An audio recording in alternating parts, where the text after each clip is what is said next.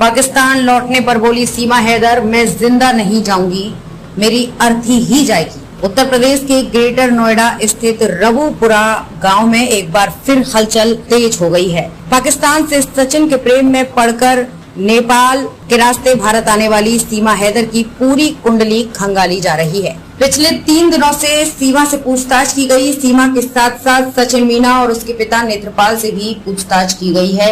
UP ATS की ओर से पिछले 3 दिनों से लगातार सीमा हैदर से पूछताछ की गई। इस दौरान यूपी एटीएस को सीमा हैदर के पाकिस्तानी खुफिया एजेंट को लेकर कोई ठोस सबूत नहीं मिल पाया है। पूछताछ के बाद सीमा का दर्द छलका। उसने सचिन के घर वापस लौटने के बाद मीडिया के सामने कहा कि मैं पाकिस्तान वापस गई तो मर जाऊंगी, पाकिस्तान में मेरी मौत निश्चित है। आईएसआई एजेंट होने के सवाल पर उसने कहा कि मैं मोहब्बत में भारत आई हूँ, मैं सचिन से प्यार करती हूँ, अगर मैं दोषी पाई जाती हूँ तो सजा देंगे, कबूल है। सरकार भले ही मुझे डिटेंशन सेंटर में रखे मगर बच्चों और सचिन के साथ रहें, मैं वहाँ भी रहने के लिए तैयार हूँ। पीएम मोदी सीएम योगी से की गुजारिश। यूपी एटीएस की पूछताछ के बाद सीमा हैदर ने एक बार फिर पीएम नरेंद्र मोदी और सीएम योगी आदित्यनाथ से गुजारिश की कि उसे भारत की नागरिकता दी जाए। उसने दुबई जाने के सवाल पर कहा कि मैं कनेक्टिंग फ्लाइट होने के कारण दुबई गई थी, मैं तो काठमांडू के लिए निकली थी। नेपाल में होटल मैनेजर की ओर से लगाए गए आरोपों पर सीमा ने कहा कि वे झूठ बोल रहे हैं, मैंने वहां पर अपने पति का नाम सचिन बताया था। सीमा ने साफ तौर पर कहा कि अब मैं पहले हिंदू हूँ, पाकिस्तान भेजे जाने की स्थिति में वहां मेरी जान को खतरा है। सीमा ने दावा किया कि आप इंतजार करिए, जल्द ही सब सच सामने आ जाएगा। जासूस होने के आरोपों को उसने पूरी तरह से खारिज कर दिया, जो सच है जल्द सामने आएगा। सीमा हैदर ने भारत आने को लेकर कई खुलासा किया। उसने कहा कि मैंने पाकिस्तान में अपने घर को बेचकर पैसे जुटाए, यूट्यूब पर भारत आने के तरीकों के बारे में जाना, पाकिस्तान से यूएई गई, वहां से नेपाल आई, नेपाल से ग्रेटर नोएडा तक का सफर तय किया। मैं अब वापस पाकिस्तान नहीं जा सकती, वहां पर हमारी जान को खतरा है। सीमा मामले में एटीएस ने विदेश मंत्रालय के अधिकारियों से भी बात की है। सीमा ने मीडिया के सामने कहा कि मैंने एटीएस के सामने सब सच बता दिया है।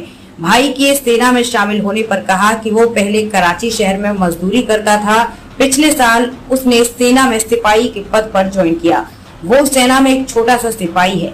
सीमा ने कहा, मैं सच बोल रही हूँ, इस सब के बाद भी देश का जो कानून कहेगा मैं करने के लिए तैयार हूँ, मैं जासूस नहीं हूँ, ये सच जल्द सभी लोगों के सामने आएगा। सीमा हैदर की बात करते हैं हम, तो ये एक बहुत बड़ा सवाल है जो देश में चल रहा है, लेकिन शायद अभी भी हम सभी लोग उसको सीरियस इतना नहीं ले रहे। पहले ज्योति मौर्य का केस, जब से सीमा हैदर आई, ज्योति मौर्य को भूल गए हम लोग, ऐसी कोई तीसरी महिला आएगी तो हम सीमा हैदर को भी भूल जाएंगे। लेकिन ये नकारा करने की बात नहीं है, ये वाकई में सीरियस विषय है कि सीमा हैदर आखिर है कौन। अगर वो देश में आई तो देश में उसकी एंट्री का जो मेन जरिया था बॉर्डर, वो उसने उस बॉर्डर के तहत ना आकर नेपाल के बॉर्डर से आना ही खुद को सुरक्षित क्यों समझा। बात करें सीमा हैदर की, दिखने में एक बहुत ही साधारण महिला है जिसके साथ 4 बच्चे हैं। तो एक साधारण सी महिला अपने 4 बच्चों के साथ अकेले तो ये काम नहीं कर सकती, जरूर उसके साथ कोई एक सुरक्षित हाथ है, और एक ही नहीं, काफ़ी अच्छे सुरक्षित हाथ उनके साथ काम कर रहे हैं जिसने उनको मदद की है भारत में घुसाने के लिए। तो मैं एक सुरक्षा के तहत मोदी जी से एक गुजारिश करूंगी, आपकी भाईचारे की भावना बिल्कुल सही है। भारत सभी राज्यों के एक विशेष भाई बहनों का एक जननी है, या कह लीजिए कि ऐसा देश है जिसमें हम सभी देशों को निहित करते हैं और किसी को भी आने की इजाज़त है। लेकिन ये सवाल है हमारे भारतवासियों की सुरक्षा का, तो इस तहत अब सीमा हैदर के लिए एक हमें कार्रवाई करनी चाहिए, बहुत अच्छे से कार्रवाई करनी चाहिए कि सीमा हैदर जी यहाँ पर क्यों आई, क्यों उन्हें भारत ही मिला, और क्यों वो अपने पति को छोड़कर भारत के केवल एक ही नहीं काफ़ी लोगों के साथ वो जुड़ी, पासपोर्ट बनवाया, तरह तरह के उनके पास आधार कार्ड पाए गए। तो ये हमारे भारत के बच्चों के लिए, महिलाओं के लिए एक सुरक्षा का सवाल उठता है। जैसा कि कहा जाता है कि महिलाओं को एक बराबरी का हिस्सा दिया जाता है और देना चाहिए, और जब हम सीमा हैदर को बराबरी का हिस्सा क्यों नहीं दे रहे हैं, ज्योति मौर्य को बराबरी का हिस्सा क्यों नहीं दे रहे हैं, लेकिन यहाँ पर सवाल हमारी सुरक्षा का है।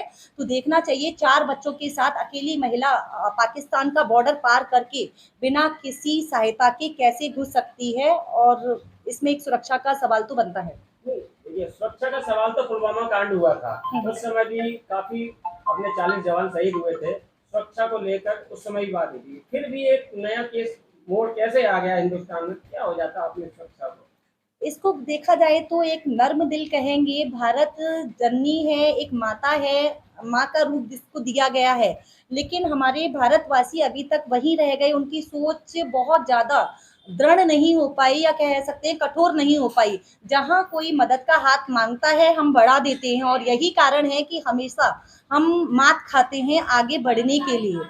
तो गुजारिश यही है सभी भारतवासियों से, जहाँ आवाज़ उठानी पड़े, जहाँ हथियार उठाने पड़े, वहाँ हमें उठाने चाहिए। हमेशा नर्म दिल से काम नहीं चलेगा। मैं ये नहीं कहती सीमा हैदर गलत हैं, लेकिन कार्रवाई तो करनी चाहिए। अगर यही भारतवासी के लिए एक बात होती है, क्या दूसरा देश किसी भी भारतवासी को इतनी आसानी से अपने देश में आने देता?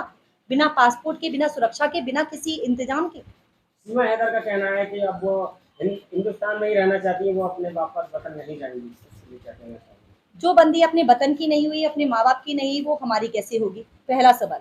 दूसरा सवाल, अगर वो यहाँ की होना चाहती हैं तो ऐसा उनको कौन सा लालच, प्रेम या क्या ऐसी भावना उनके अंदर रही जो वो पबजी के थ्रू किसी इंसान से मिली और उसकी हो गई?